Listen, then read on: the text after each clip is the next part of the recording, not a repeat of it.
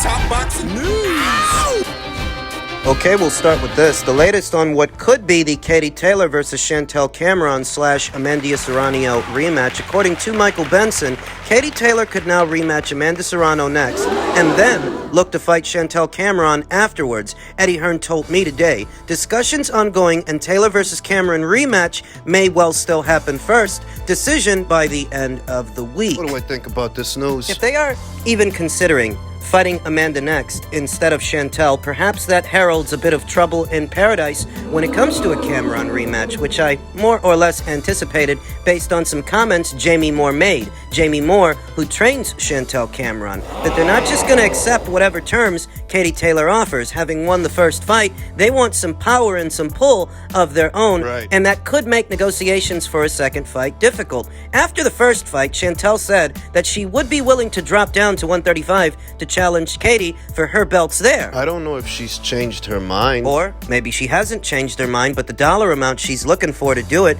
is perhaps more than Matchroom is willing to put up. It could be any number of things, but that negotiations could hit a snag between Katie and Chantel for a second fight. That much I anticipated, that it may not be easy. So now they're looking at an Amanda Serrano rematch. And once again, the potential for trouble in paradise, the potential for friction in negotiations for a second fight, it is there because Amanda Serrano is not strapped for cash. She's not hard up. She's doing just fine. She's making the kind of money that she sought to make for many years, and she is her division's undisputed champion. Thus, if the expectation is that Amanda's going to move back up to lightweight, having fought at featherweight her last couple of fights, well, it's going to cost you. Now, whether or not any of you agree or disagree with that, I'll leave such judgments up to you, but these are some things you might want to consider. That even though Katie Taylor was awarded the decision in the Amanda Serrano fight, that doesn't mean that Amanda is at Katie Taylor's mercy. She has the option of staying right there at 126 pounds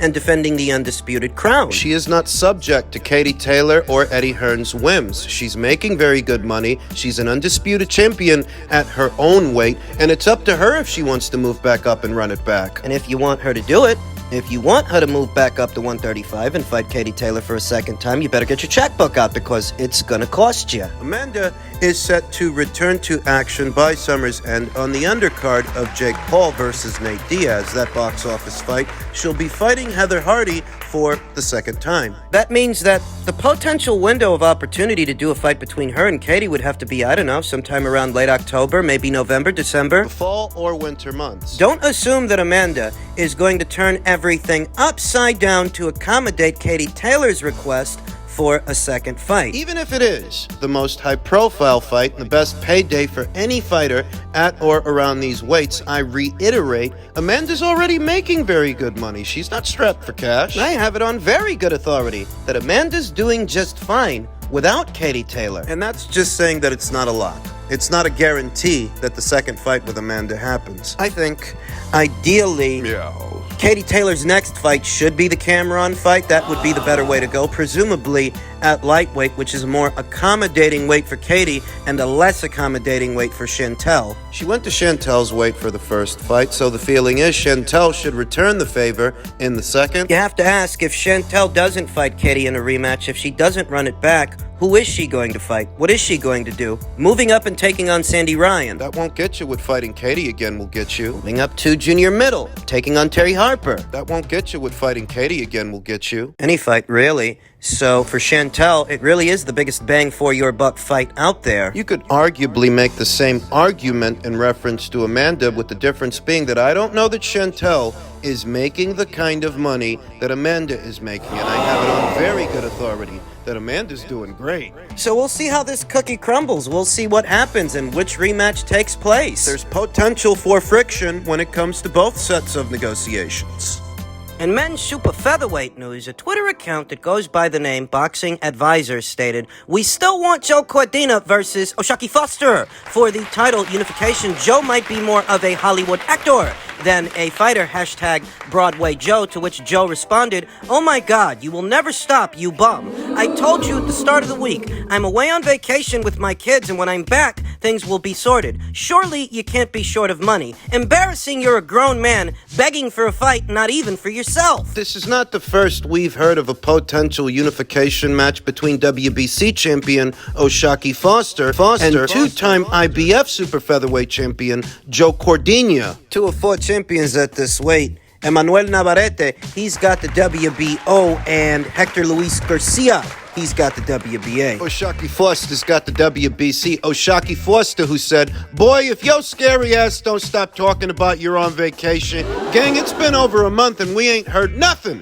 from your team. You on this app talking tough, I'm trying to stretch something in real life." And mind you, I've got the WBC. You know you've got to get tested. I know. O'Shaquie from right here in the US of A, Texas to be exact. Some weeks ago, O'Shaquie made it clear that he has severed ties to his old promoter, Probellum, and he is a network and promotional free agent moving forward, free to go anywhere to fight anyone. For me and my money, this is a golden opportunity for Matchroom to bring another champion into the fray. Like what they did with Regis Prograis. They should do that with O'Shaquie Foster, if they can. Joe Cordina, this division's IBF champion, responded to O'Shaquie by saying, "I'll see you soon, you little bitch." But will he? O'Shaquie's not wrong when he says that it's been a long while and they've had ample time and opportunity to make a fight between them. Perhaps that's not what the Joe Cordina people want at this time. Immediately after Joe beat Shavkat Rakhimov for what was the IBF title, right after that, I knew, in all likelihood, they're going to move to make a Zelfa Barrett fight in the United Kingdom. Shavkat Rakhimov is a common opponent between Joe and Zelfa Barrett. Where Shavkat Rakhimov knocked out Zelfa Barrett, Joe Cordina outpointed him. And now it looks like they may meet up with each other in September. According to Joe, "I'll be out early September and December. That's the plan, barring illness or injury." We know that Joe Cordina, he's had some long-standing hand issues. Part of the reason that he got stripped after knocking out Kenichi Ogawa for the IBF title the first time out, his first stint as a champion, he had suffered a hand injury which prevented him from satisfying his mandatory challenger. The IBF then elected to strip him. Had to win the title back. One thing leads to another, and he ends up fighting Shavkat Rakhimov for that same title. He beats him. Now, it looks like he's going to be facing Zelfa Barrett. Zelfa Barrett, who services as a common opponent between him and Joe. But O'Shaquie's been calling him out since late April. O'Shaquie wants his crack at the apple. He wants to become this division's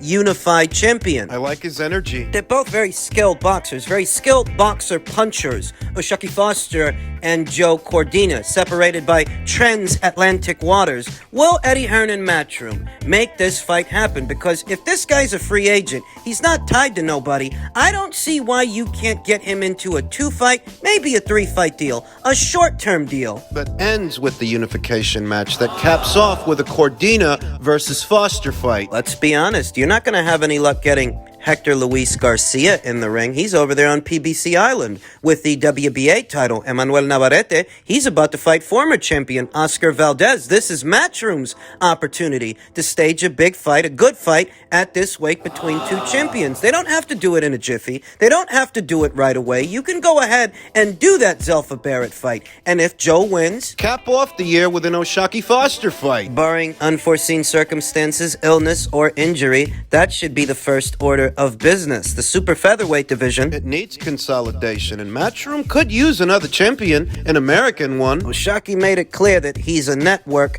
and promotional free agent. They can do a fight between him and Joe as a one-off, or they can look to have O'Shaquie brought into the fray for 2 fights, maybe 3. That's not long-term. That's roughly 1 year. It's a really good fight. One of the best fights you can hope to make in the men's super featherweight division. So 2 very impressive guys. Joe Cordina, by my count, has beaten 2 champions, 2 separate champions for the same title, Kenichi Ogawa and Shavkat Rakhimov. It's very impressive being able to do that as well as he did. O'Shaquie Foster fought multi-weight champion Ray Vargas for what was then the vacant WBC title, and he looked damn good doing it. A fight fight between these two guys is one of the best fights you can hope to make at this weight. And because Matchroom doesn't have access to the two other champions at this weight, Hector Luis Garcia and Manuel Navarrete, O'Shaquie Foster being a free agent is a big opportunity for them in more ways than one. I hope they don't drop the ball here, because this is the most realistic unification match they can hope to make, not having access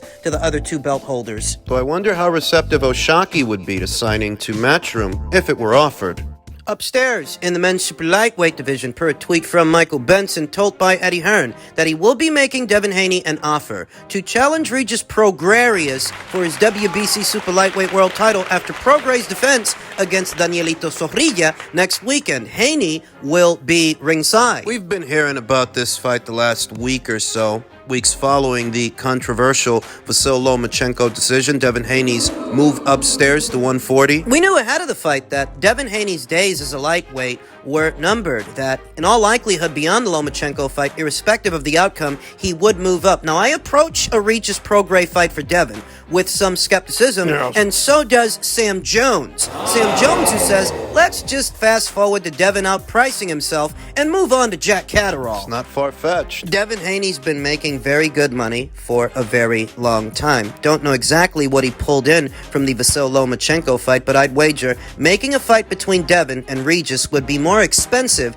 than making a fight between Jack and Regis. Thus making it less realistic, so there's a possibility that Sam Jones gets it right and the fight don't take place on the premise that Matchroom can't make the numbers work for both fighters. Enter Jack Caterrall. Jack Caterrall, who wants to face Regis Prograis this upcoming September. He's held up his end of the bargain in his last fight a little over a week ago. Looked damn good doing it. Now that he's done that, it's up to Regis to hold up his end of the bargain and beat Zorrilla. Up until this point, the conversation was Prograis versus Caterrall. That's what I was expecting. I'm okay with either fight. I'm okay with Prograis versus Haney. I'm okay with Prograis versus Caterrall, though one fight does seem a little bit more realistic than the other, and that's the Jack Caterrall fight. Regis Prograis next, in September. That would be the ideal fight, Jones told IFL TV. Big fan of Regis Prograis. He will fight anybody. I'll be talking to Eddie next week to try and get that fight on next. And you see, that's the problem, that Jack Caterrall won't cost as much money to get in the ring as Devin Haney. Devin Haney is a seven-figure fighter. He makes a multi-million-dollar fighter. He's been making very good money for a very long time, and he expects to keep making very good money. So making a fight between him and Regis is more expensive than making a fight with Jack and Regis. Jack wants to become a world champion, Jones said. The money comes with being a world champion. You saw the reception that Jack got there. Somebody said Jack doesn't sell tickets. I think you saw in there, Jack does sell tickets. Manchester, Chorley, they're right behind him. The big fights are coming back to Manchester. He added, big fights now. The idea that Devin Haney would face Regis Prograis in his very first fight as a super lightweight, it's ambitious to say the least, almost foolhardy. It's not the kind of guy you fight on a whim. Your very first fight as a super lightweight, that's super dangerous. Now, Devin Haney, he's a pure boxer, so he's got the right style for the job, but not the right level of physicality. He's nowhere near as big a puncher as Regis Prograis, and being honest with you, based on what I saw in the Lomachenko fight, I'm not convinced he can absorb a clean punch, a clean shot from Regis Prograis. There are a lot of people that are in denial about that fight. Denial about how Devin looked. But if that were his next fight, I would not like his chances in that fight. Not if it's next, not if it's Regis. Regis Prograis, who hopes the third fight of his Matchroom deal will be a Subriel Matias unification match. We have since learned that, at least for now, Subriel is staying on the PBC side of things, and he'll be defending his IBF title against Rancid Bartholomew. Rancid? Yeah, Rancid, because he's boring. Every time he fights, he stinks out the joint. If I do one fight, then two fights. The third fight is probably going to be a mega fight, Prograis said of his deal in an interview with Ringside Views. With Matchroom, it's believing in myself. The first two fights won't be high marquee names right now, Prograis continued. It'll be people that's respectable, people that are undefeated, probably like top 10 in the rankings. But that third fight, like I said, hopefully Eddie can get this done with Matias. The third fight will be Matias unification match. After 3 fights, I'm out of the deal and I've got 2 belts at 140. then what's up? Regis Prograis, upon signing the Matchroom, was immediately criticized for it in some circles on the premise that Top Rank had better fights to offer. I never viewed those criticisms as being all that accurate. I still don't. Everybody's got to come through me. I could have locked myself in with a 4-fight deal over there with Top Rank, but this, I can fight Matias, I can grab another belt, and after 3 fights, I'm a free agent again with another belt. Like I said, Matchroom's deal is believing in myself, which I do, 100%. That's the difference between the two deals, between the two offers from the two promotional outfits. Top Rank's deal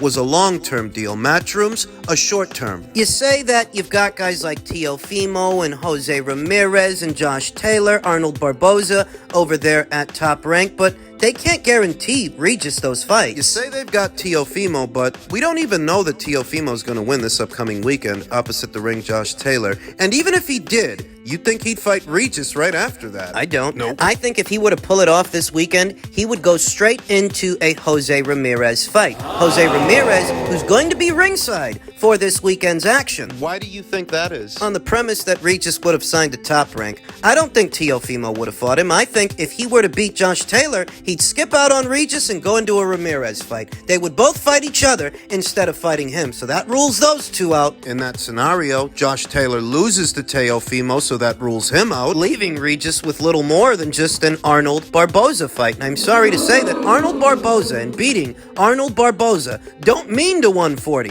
what beating Jack Caterrall means to 140. Jack Caterrall is the man who unofficially beat Josh Taylor. And everybody knows it. Fighting him and beating him means more than fighting Arnold Barboza, and that really is the most that Top Rank had to offer Regis. So in the end, in light of a potential Devin Haney fight or a potential Jack Caterrall fight, I think what time is proving is that Regis made the right decision, because so long as he takes care of business with Zorrilla in his next fight, he's got 2 very good options afterwards, Devin Haney or Jack Caterrall. Even if one option seems a lot more realistic than the other, there's still 2 very good options. That still leaves wiggle room to revisit a potential Subriel-Matias unification match. When it comes to Subriel, he's got to hold up his end of the bargain. He's got to make sure that he beats Rancid Bartholomew and then see about revisiting that Prograis fight, because at this time, that's his best option. Broly's not going to fight you. Neither is Javante Davis. That unbeaten up-and-comer, Gary Antoine Russell, the younger brother of former champion Gary Russell, the guy who ran away from a Puello fight. You think he's going to run into a Subriel Matias fight? Subriel, provided that he beats Rancid Bartholomew, and there's a good enough chance that he can and he will,